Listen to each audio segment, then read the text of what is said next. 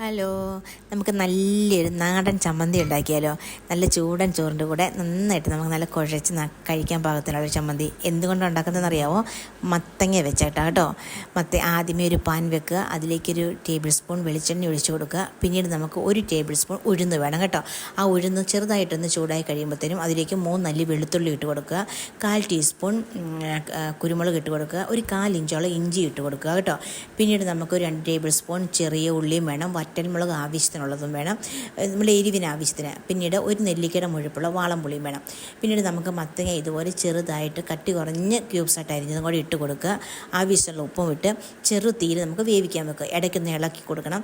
വെള്ളം ഒന്നും ചേർക്കേണ്ട, ഇതിൻ്റെ അകത്ത് വെള്ളമുണ്ട്. പാകത്തിന് മത്തങ്ങ ഒന്ന് വെന്ത് കഴിഞ്ഞെന്ന് തോന്നുമ്പോൾ നമുക്ക് മിക്സിയിൽ നന്നായിട്ട് അടിച്ചെടുക്കുക കേട്ടോ.